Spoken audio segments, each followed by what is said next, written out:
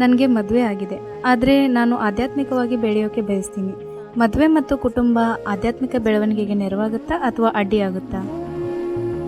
ನಿಮ್ಮ ಕಾಳಜಿ ನಿಮ್ಮ ಆಧ್ಯಾತ್ಮಿಕತೆ ಮಾತ್ರ ಆಗಿದ್ರೆ,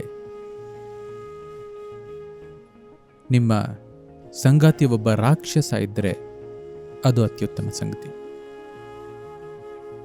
ನಿಮ್ಮ ಕಾಳಜಿ ಆಧ್ಯಾತ್ಮಿಕ ಬೆಳವಣಿಗೆ ಮಾತ್ರ ಆಗಿದ್ರೆ, ಆದರೆ ನಿಮ್ಮ ಸಂಗಾತಿ ಕೇವಲ ಆಧ್ಯಾತ್ಮಿಕ ಬೆಳವಣಿಗೆಗೆ ಮಾತ್ರ ಅಲ್ಲದೆ ಹಿತವಾದ ಕುಟುಂಬನೂ ಹೊಂದೋಕೆ ಬಯಸ್ತೀರಿ ಅಂದರೆ,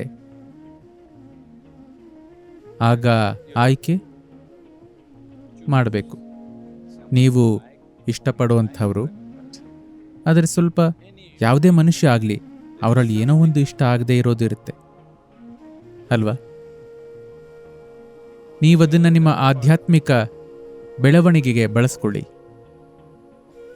ಉಳಿದದ್ದನ್ನ ಒಂದು ಜೀವವಾಗಿ ಎಂಜಾಯ್ ಮಾಡಿ.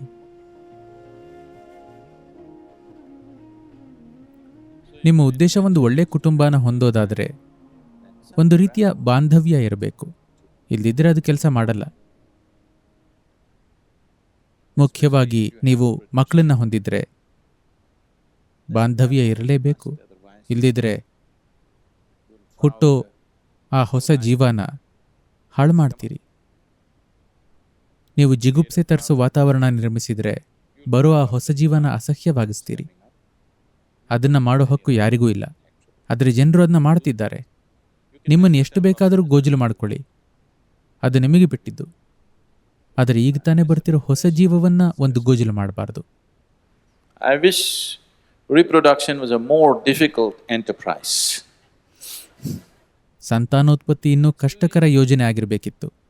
ತುಂಬ ಸುಲಭ ಆಗಿದೆ, ಸುಲಭವಾಗಿ ಆಗೋಗುತ್ತೆ ಅಲ್ವಾ? ಅದಿನ್ನಷ್ಟು ಕಷ್ಟಕರ ಯೋಜನೆ ಆಗಿದ್ರೆ ಅದನ್ನು ನಿಜಕ್ಕೂ ಬಯಸೋರು ಮಾತ್ರ ಮಾಡ್ಕೊಳ್ತಿದ್ರು. ಈಗದು ಎಷ್ಟು ಸುಲಭದ ಯೋಜನೆ ಅಂದರೆ ವಿವಶತಾಪೂರ್ಣ ಯೋಜನೆ, ಅಂದರೆ ಸುಮ್ಮನೆ ಆಗ್ತಿದೆ. ಹಾಗಾಗಿ ನೀವು ಒಳ್ಳೆ ಜೀವನ ಬಯಸ್ತಿದ್ರೆ, ಕುಟುಂಬವನ್ನು ಬಯಸ್ತಿದ್ರೆ, ಆಗ ಬಾಂಧವ್ಯವನ್ನ ಹುಡುಕೋಬೇಕು. ಮತ್ತು ಬಾಂಧವ್ಯ ಅಂದರೆ ಕೊನೆ ಪಕ್ಷ ಕೆಲವೊಂದು ವಿಷಯಗಳಲ್ಲಿ ಸಾಮ್ಯತೆ ಇರೋದು. ಆದರೆ ನೀವು ಆಧ್ಯಾತ್ಮಿಕ ಜೀವನನ ಬಯಸ್ತಿದ್ರೆ ಅವರು ಯಾವ ರೀತಿಯ ವ್ಯಕ್ತಿ ಅನ್ನೋದು ಮುಖ್ಯ ಆಗಲ್ಲ. ಎಲ್ಲನೂ ನಿಮ್ಮ ಬೆಳವಣಿಗೆಗೆ ಬಳಸ್ಕೋಬಹುದು, ಎಲ್ಲವನ್ನು ಬಳಸ್ಕೋಬಹುದು. ಅದು ಮಾತ್ರ ನಿಮ್ಮ ಗುರಿಯಾಗಿದ್ದರೆ. ಆದರೆ ಸಾಮಾನ್ಯವಾಗಿ ಎರಡನ್ನೂ ಬಯಸ್ತೀರಿ. ಸ್ವಲ್ಪ ಅದು ಬೇಕು, ಸ್ವಲ್ಪ ಇದು ಬೇಕು, ಎರಡು ಮಿಕ್ಸ್ ಆಗಿರೋದು. ಹಾಗಾಗಿ ಸ್ವಲ್ಪ ಸಂಕೀರ್ಣವಾಗುತ್ತೆ. ನೀವು ಒಂದು ಚೆಂಡನ್ನ ಮೇಲೆಸೆಯೋದು ಹಿಡಿಯೋದು, ಮೇಲೆಸೆಯೋದು ಹಿಡಿಯೋದು ಮಾಡಬೇಕಂದ್ರೆ ಅದು ಸುಲಭ. ಎರಡನ್ನ ಮಾಡಬೇಕಂದ್ರೆ ಅದು ಸಂಕೀರ್ಣವಾಗುತ್ತೆ. ಮೂರನ್ನ ಅಂದರೆ ಇನ್ನೂ ಸಂಕೀರ್ಣ, ಐದನ್ನ ಅಂದರೆ ಕಷ್ಟ ಅಲ್ವಾ? ಜೀವನದಲ್ಲಿ ಏನನ್ನ ನಿಭಾಯಿಸೋಕೆ ಬಯಸ್ತೀರಿ ಅನ್ನೋದು ಪ್ರತಿಯೊಬ್ಬ ವ್ಯಕ್ತಿನೂ ಮಾಡಬೇಕಾಗಿರೋ ಆಯ್ಕೆ. ಡಜನ್ ಚೆಂಡುಗಳನ್ನು ಮೇಲಕ್ಕೆಸ್ದು ಅನಾಯಾಸವಾಗಿ ಆಡೋ ಸಾಮರ್ಥ್ಯ ಇದ್ದರೆ ಅದ್ಭುತ. ಆದರೆ ಬಹುತೇಕ ಜನರು 2-3 ಸಂಗತಿಗಳಿಗಿಂತ ಹೆಚ್ಚಿನ ನಿಭಾಯಿಸಬೇಕು ಅಂದರೆ ಕಂಗಾಲಾಗುತ್ತಾರೆ. ಅಂಥವರು ಕಡಿಮೆ ಇಟ್ಕೊಳ್ಳೋದು ಒಳ್ಳೆಯದು. ಅಥವಾ ಒಂದನ್ನೇ ಇಟ್ಕೊಳ್ಳಿ, ಬರೀ ಆಧ್ಯಾತ್ಮಿಕ ಚೆಂಡನ್ನ. ಸುಲಭ ಅಲ್ವಾ? ಕೇವಲ ಆಧ್ಯಾತ್ಮಿಕ ಚೆಂಡು ಮಾತ್ರ ತುಂಬ ಸುಲಭ ಆಗುತ್ತೆ. ಒಂದೇ ಚೆಂಡಾದರೆ ನಿದ್ದೆಲಿ ಕೂಡ ಆಡಬಹುದು. ಎರಡಾದರೆ ಸ್ವಲ್ಪ ಕಷ್ಟ ಆಗುತ್ತೆ. ಸಂಖ್ಯೆ ಜಾಸ್ತಿ ಆದ ಹಾಗೆ ತುಂಬ ಸಂಕೀರ್ಣವಾಗುತ್ತೆ.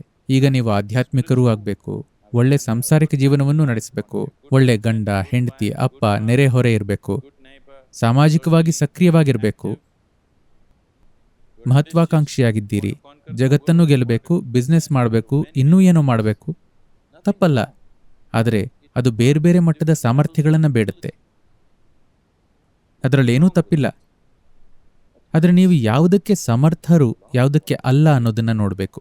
ನಿಮಗೆ ನಿಭಾಯಿಸೋದಕ್ಕೆ ಆಗೋಕ್ಕಿಂತಲೂ ಹೆಚ್ಚಿನ ಸಂಗತಿಗಳನ್ನು ಕೈಗೆತ್ತಿಕೊಂಡ್ರೆ ನಿರಂತರವಾಗಿ ಗಮನಭಂಗ ಆಗುತ್ತಿರುತ್ತೆ. ಪೂರ್ತಿ ಕಂಗೆಟ್ಟು ಹೋಗುತ್ತೀರಿ. ಜೀವನದ ಸರಳ ಪ್ರಕ್ರಿಯೆಗಳು ಜನರನ್ನ ಕುಗ್ಗಿಸ್ತಿವೆ ಅಲ್ವಾ? ಜೀವನೋಪಾಯಕ್ಕೆ ಏನೋ ಮಾಡೋದು, ಯಶಸ್ವಿ ಉದ್ಯಮನ ಹೊಂದೋಕ್ಕೆ ಬಯಸೋದು, ಒಳ್ಳೆ ಕುಟುಂಬನ ಹೊಂದೋದು ಕೂಡ ಜನರನ್ನ ಕುಗ್ಗಿಸ್ತಿದೆ. ಹೈರಾಣಾಗುತ್ತಾರೆ, ತಮ್ಮ ಸ್ಥಿಮಿತ ಕಳ್ಕೊಳ್ತಿದ್ದಾರೆ, ಎದೆಗುಂದುತ್ತಿದ್ದಾರೆ, ತಮ್ಮನ್ನ ಕೊಂದುಕೊಳ್ಳೋಕೆ ನೋಡ್ತಾರೆ. ಇವೆಲ್ಲ ಆಗ್ತಿರೋದು ಸಾಮರ್ಥ್ಯ ಮೀರಿ ಅನೇಕ ಚೆಂಡುಗಳನ್ನು ಮೇಲಕ್ಕೆ ಎಸ್ದು ಹಿಡಿಯೋಕೆ ನೋಡ್ತಿರೋದ್ರಿಂದ. ಹಾಗಿದ್ದರೆ ತಪ್ಪೇನೂ ಇಲ್ಲ. ಇದೇನೆಂದ್ರೆ, ನಿಮ್ಮ ಸಾಮರ್ಥ್ಯನ ಮೀರಿ ಏನನ್ನೋ ಪ್ರಯತ್ನಿಸಿದರೆ ಕಂಗಾಲಾಗ್ತೀರಿ. ಯಾಕೆಂದ್ರೆ 5 ಚೆಂಡುಗಳ ಮೇಲೆ ಹೂಡಿಕೆ ಮಾಡ್ತಿದ್ದೀರಿ, ಒಂದೇ ಒಂದು ಬಿದ್ದು ಹೋದರೂ ಕಂಗಾಲಾಗ್ತೀರಿ. ನಿಮ್ಮ ಉದ್ಯಮ ಯಶಸ್ವಿಯಾಗಿದೆ, ಆದರೆ ಮಕ್ಕಳ ಪ್ರಗತಿ ಆಗ್ತಿಲ್ಲ. ಪರವಾಗಿಲ್ವಾ? ಇಲ್ಲ. ಹೆಂಡತಿ ಮಕ್ಕಳು ಎಲ್ಲ ಚೆನ್ನಾಗಿದ್ದಾರೆ, ಆದರೆ ಉದ್ಯಮ ಇಳಿಮುಖವಾಗಿದೆ. ಪರವಾಗಿಲ್ವಾ? ಇಲ್ಲ. ಇವೆಲ್ಲ ಹೀಗೆ. ಎಲ್ಲಾನೂ ಸರಿ ಇದೆ, ನಿಮ್ಮ ಆರೋಗ್ಯ ಸರಿ ಇಲ್ಲ. ಪರವಾಗಿಲ್ವಾ? ಇಲ್ಲ. ಇದು ಹೀಗೆ ಒಂದೇ ಒಂದು ಚೆಂಡು ಬಿದ್ದು ಹೋದರೂ ನಿಮಗೆ ಚಿಂತೆಯಾಗುತ್ತೆ ಅಲ್ವಾ? ಉಳಿದದ್ದೆಲ್ಲ ಚೆನ್ನಾಗಿದೆ, ಒಂದು ಬಿದ್ದು ಹೋಯ್ತು, ಅದು ಸಮಸ್ಯೆ ಅಲ್ವಾ? ಹಾಗಾಗಿ ಬಾಂಧವ್ಯ ಬೆಳೆಸ್ಕೊಳ್ಳೋಕ್ಕೆ ಒಂದಿಷ್ಟು ಶ್ರಮ ಹಾಕಬೇಕು, ರಾಜಿ ಮಾಡ್ಕೋಬೇಕು, ಪ್ರೀತಿ ಇರಬೇಕು ಮತ್ತು ತಾಳ್ಮೆ. ಅದಕ್ಕೆ ತಾಳ್ಮೆ ಬೇಕು ಅಲ್ವಾ? ಯಾರೋ ನಿರಂತರವಾಗಿ ಹೀಗಿದ್ದಾರೆ, ನೀವು ಬಾಂಧವ್ಯ ಬೆಳೆಸಬೇಕು, ಆದರೆ ನೀವು ಅವರಂತೆ ಸಾಗೋಕೆ ತಯಾರಿಲ್ಲ. ಅದಕ್ಕೆ ಸಾಕಷ್ಟು ತಾಳ್ಮೆ ಬೇಕು. ಹೌದಾ ಅಲ್ವಾ? ನೀವು ಪ್ರೀತಿಸೋರು ಅವರು ಸುಲಭ ಅಲ್ಲ. ಅಷ್ಟು ಸಾಲದು ಅಂತ ನೆರೆಹೊರೆಯವರನ್ನು ಪ್ರೀತಿಸಿ ಅಂತ ಹೇಳುತ್ತಾರೆ. ನಿಮಗೆ ಬಹುತೇಕ ಸಂಕಷ್ಟಗಳು ನೀವು ಯಾರನ್ನ ಪ್ರೀತಿಸ್ತೀರೋ ಅವರಿಂದಲೇ ಬಂದಿರುತ್ತೆ ಅಲ್ವಾ? ಹೌದಲ್ವಾ? ಯಾವಾಗ್ಲೂ ನೆರೆಹೊರೆಯವರನ್ನ ಹೆಚ್ಚು ಪ್ರೀತಿಸಿದರೆ ಜಗತ್ತನ್ನು ಹೆಚ್ಚು ಪ್ರೀತಿಸ್ತೀರಿ. ಅದು ಸುಲಭ. ಜಗತ್ತನ್ನು ಪ್ರೀತಿಸೋದು ಸುಲಭ, ಯಾಕೆಂದ್ರೆ ಯಾರನ್ನು ಪ್ರೀತಿಸೋದು ಬೇಡ. ಅದು ಬರೀ ಕಲ್ಪನೆ. ಹಾಗಿದ್ರೆ ನೀವೇನು ಮಾಡಬಹುದು? ನಿಮ್ಮನ್ನ ಹೇಗೆ ರೂಪಾಂತರಿಸಿಕೊಳ್ಳಬಹುದು? ಅಂದರೆ ನಿಮ್ಮ ಸಾಂಗತ್ಯದಲ್ಲಿದ್ದಾಗ ಗೊತ್ತಿಲ್ಲದೇನೆ ಅವರು ನಿಮ್ಮಂತೆ ಬದಲಾಗೋ ಹಾಗೆ. ನೀವು ಒಬ್ಬರೇ ಸಾಗಬೇಕು ಅಂದರೆ ಅದು ಸುಲಭ.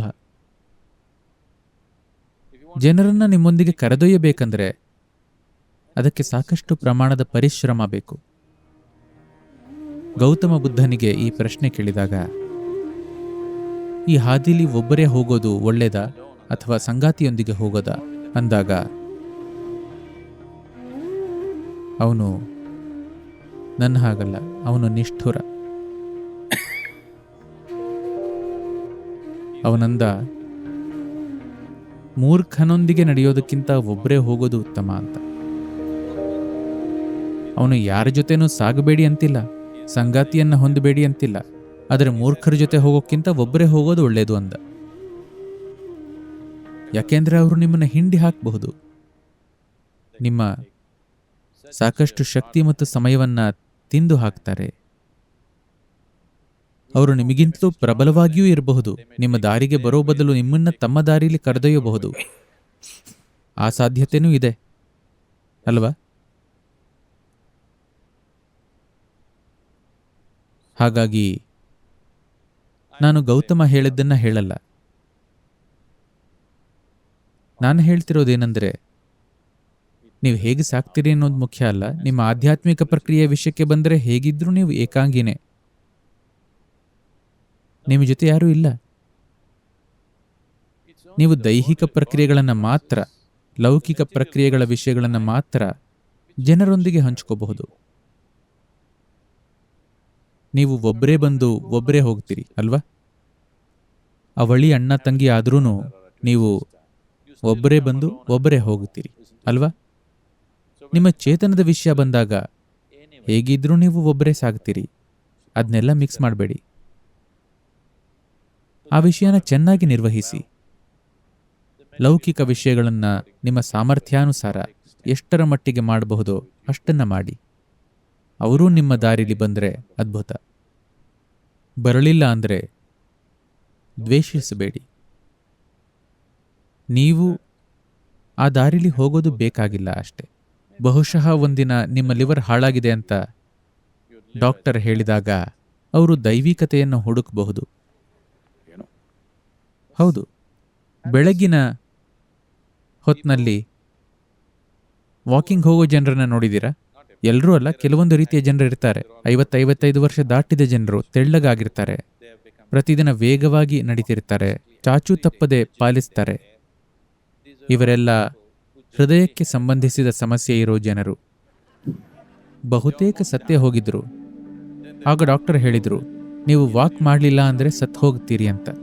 ಈಗ ಅವರಿಗೆ ವಾಕಿಂಗ್ ತಮ್ಮ ಮತಧರ್ಮದ ಹಾಗೆ. ಭಾನುವಾರ ಬೆಳಗ್ಗೆ ಮಾತ್ರ ಅಲ್ಲ, ಪ್ರತಿದಿನ ಬೆಳಗ್ಗೆ. ನೋಡಿದ್ದೀರಾ ಅವರನ್ನ? ದಿಢೀರನೆ ಬದಲಾಗುತ್ತಾರೆ, ಸರಿಯಾಗಿ ತಿಂತಾರೆ, ಎಲ್ಲಾನು ಸರಿಯಾಗಿ ಮಾಡ್ತಾರೆ. ಯಾಕೆಂದರೆ ಜೀವನ್ಮರಣದ ಪ್ರಶ್ನೆ ಬಂದಿದೆ. ಬೇರೆ ಬೇರೆ ಜನರಿಗೆ ಬೇರೆ ಬೇರೆ ಪ್ರಚೋದನೆಗಳು ಬೇಕಾಗುತ್ತವೆ. ವಿವೇಕಿಗಳಾಗಿದ್ದರೆ ಬರೀ ನೋಡಿ ಕಲಿತೀರಿ. ವಿವೇಕಿಗಳಾಗಿಲ್ಲದಿದ್ದರೆ ಹೊಡೆತಗಳಿಂದ ಕಲಿತೀರಿ. ಜೀವನ ಪೆಟ್ಟು ಕೊಡುತ್ತೆ. ಹಾಗಾಗಿ ನಿಮ್ಮ ಜೀವನದ ಆಧ್ಯಾತ್ಮಿಕ ಭಾಗವನ್ನ 100% ಸಮರ್ಪಕವಾಗಿ ನಿರ್ವಹಿಸೋದನ್ನ ಖಚಿತಪಡಿಸಿಕೊಳ್ಳಿ. ಜೀವನದ ಲೌಕಿಕ ಸಂಗತಿಗಳು 100% ಯಾವತ್ತೂ ಸರಿಯಾಗಿ ಆಗಲ್ಲ. ಅದು ಸಾಧ್ಯನೂ ಇಲ್ಲ ಅಲ್ವಾ? ಪರ್ಫೆಕ್ಟ್ ಕುಟುಂಬ ಅಂತ ಯಾವುದಾದ್ರೂ ಕುಟುಂಬ ಇದೆಯಾ? ಪರ್ಫೆಕ್ಟ್ ಸಂಬಂಧ ಅನ್ನೋ ಥರ ಯಾವುದಾದ್ರೂ ಸಂಬಂಧ ಇದೆಯಾ? ಪರ್ಫೆಕ್ಟ್ ಉದ್ಯಮ ಅಂತ ಯಾವುದಾದ್ರೂ ಇದೆಯಾ? ಪರ್ಫೆಕ್ಟ್ ವೃತ್ತಿ ಅಂತ ಯಾವುದಾದ್ರೂ ಇದೆಯಾ? ಆ ಥರ ಯಾವುದೂ ಇಲ್ಲ. ಅದನ್ನೆಲ್ಲ ಹುಡುಕಬೇಡಿ. ಅಂತಹದ್ದನ್ನೆಲ್ಲ ಬಯಸಿದರೆ ಜೀವನ ವ್ಯರ್ಥ ಮತ್ತು ಅವಾಸ್ತವಿಕವಾಗುತ್ತೆ.